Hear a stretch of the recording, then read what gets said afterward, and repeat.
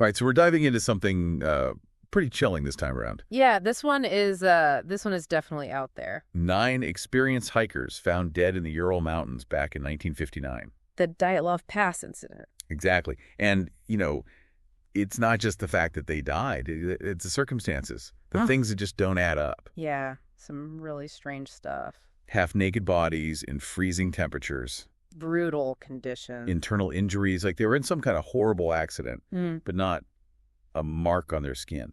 And get this, one of them was missing their tongue. And they slashed their way out of their tent from the inside, like they're trying to escape something. It's like something out of a nightmare. This is a deep dive into the Dyatlov Pass incident. A frozen nightmare. Yeah, exactly. So before we get into the theories and all the speculation, let's set the scene. Okay. February 1959, the Ural Mountains in Russia.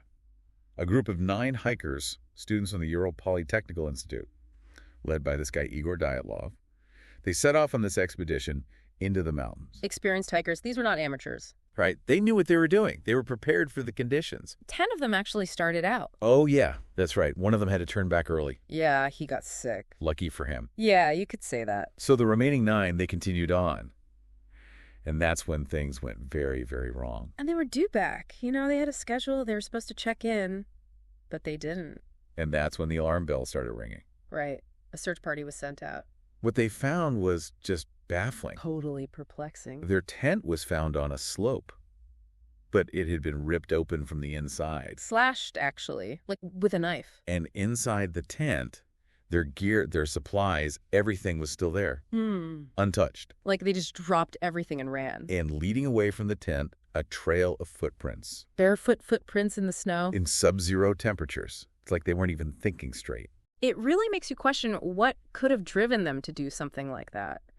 Experienced hikers abandoning their shelter in the middle of the night in those conditions, it just doesn't make sense. And then as the search continued, they started finding the bodies. The first 2 were found near the remains of a fire. Stripped down to their underwear. Paradoxical undressing, they call it. It can happen in cases of severe hypothermia. Really? Yeah, the body basically goes haywire, starts to feel like it's burning up. So they take off their clothes to cool down. Even though it's freezing outside. Wow. Yeah, it's a strange phenomenon. But still to be that exposed in those temperatures. Yeah, it doesn't really explain everything. And then they found more bodies scattered between the tent and the woods. Like they were trying to get away, but they were lost, disoriented. Struggling to move through the deep snow. And then the final 4 were found in a ravine. And their injuries were just horrific. Fractured skulls, crushed rib cages, like they'd been hit by a truck. But here's the thing. No external wounds. None. No cuts, no bruises, nothing to explain those internal injuries. It's like they were crushed from the inside out. It defies all logic. And to make things even weirder, there were reports of radiation detected on their clothing. And that strange, blurry photograph that seems to show glowing orbs in the sky. Yeah, those orbs have fueled a lot of speculation over the years. And the official explanation from the Soviet investigators? Unknown compelling force. A very unsatisfying conclusion. It's like they just threw their hands up and said, we have no idea. It's basically an admission that they couldn't explain it. So we have all these strange details, all these unanswered questions, and that's what we're going to try to unpack today. Exactly. We're going to look at the main theories that have been put forward over the years, weigh the evidence, consider the arguments, and see if we can make any sense of this frozen nightmare. Okay, so let's start with the most basic explanation, the one that seems most logical on the surface. Hypothermia and panic. Right. The idea is that something spooked them. Something made them panic. They ran out of the tent in a frenzy, not properly dressed, and they basically froze to death. It's a tragic scenario, but it kind of makes sense, right? It's the simplest explanation. But when you really start to dig into the details, it doesn't quite hold up, does it? No, not really. You've got to consider the severity of those internal injuries. Hypothermia doesn't cause that kind of trauma. And the slashed tent. Yeah. Why slash your way out of the tent if you're just panicking? Wouldn't you just use the entrance? It's like they were trying to get away from something inside the tent. Right. And then there's the fact that there were no signs of an avalanche. So it wasn't like they were reacting to some kind of natural disaster. Exactly. Okay, Yeah. so if it wasn't just hypothermia, what else could it have been? What about infrasound? Infrasound. That's an interesting one. So the idea is that strong winds can create these low-frequency sound waves, infrasound. And these waves, they can affect people in really strange ways. Right. They can cause disorientation, nausea, anxiety, even hallucinations. So maybe the hikers were bombarded by infrasound. It messed with their minds, made them panic and act irrationally. It's possible. There are cases where infrasound has been linked to strange behavior, but there are problems with this theory, too. Like what? Well, for one thing, there's no evidence that there were particularly strong winds that night, so it's unlikely that the infrasound would have been intense enough to have that kind of effect on the hikers. Plus, infrasound doesn't explain the physical injuries, Right. so it's not a complete answer. Okay, so we ruled out hypothermia and infrasound. What about something more sinister, something human-caused?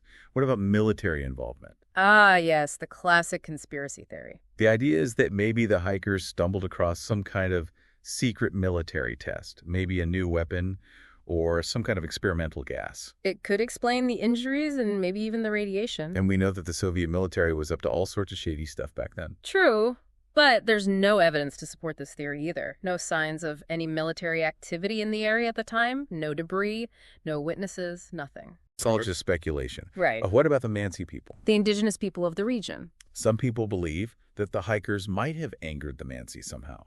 Maybe they violated some sacred ground, and the Mansi retaliated. It's a theory that was considered early on in the investigation, but it is quickly dismissed. Why? Well, for one thing, the Mansi have a reputation for being peaceful people, and there's no evidence that they were anywhere near the scene. No footprints, no weapons, nothing. So that one's probably a dead end. Less likely. Okay, let's jump ahead a few decades. In 2019, there was a new study that revisited the avalanche theory.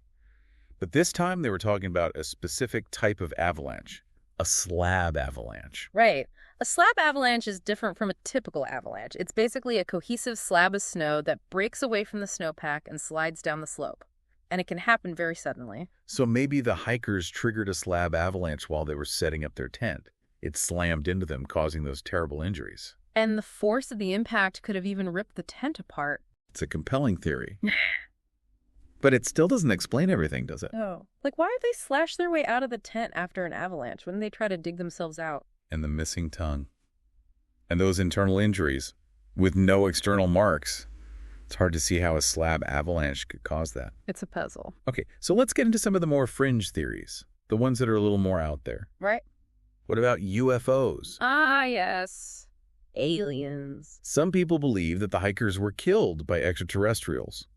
They point to the strange lights in the sky, the glowing orbs that were reported. And the fact that some of the injuries seem almost too bizarre to be caused by any earthly force. Right. There's no real evidence to support this theory, is there? Not really, just those strange lights and a lot of speculation. Okay, what about Bigfoot?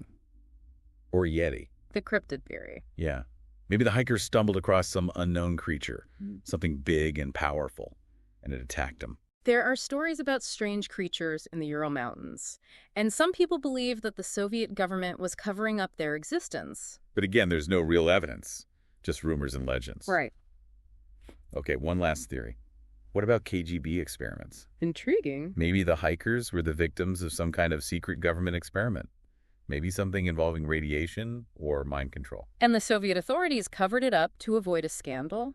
It's a popular theory. Yeah. But like all the others, it's just speculation. There's no concrete evidence to support it. So where does that leave us? We've looked at all these theories, but none of them really explain everything. Exactly. The Dyatlov Pass incident remains a mystery. And it's not just the strange details of the case. It's also the lack of any clear motive. Right. There's no evidence of robbery or any kind of personal conflict. And no signs of a struggle. It's like they were just taken by surprise, by something completely unknown. It's really unsettling. It is. And the fact that the original investigation was so shrouded in secrecy, it just adds to the mystery. Right. It makes you wonder what they were trying to hide. So we may never know what really happened to those hikers. But it's a case that continues to fascinate people. And it makes you think about all the things we don't know about the world. Absolutely. It's a reminder that there are still mysteries out there, things we can't explain. So what do you think? What's the most perplexing detail of the Dyatlov Pass incident? What's the one thing that just doesn't make sense to you? It's hard to choose just one, But I think the internal injuries with no external marks, that's the one that really gets me. How do you explain that? Yeah, that's a tough one. It's like they were hit by some kind of invisible force. Exactly. Well, I guess that's the thing about mysteries, isn't it? They leave us with more questions than answers. And that's what keeps us coming back for more. Yeah. Trying to find those answers, even if they're elusive.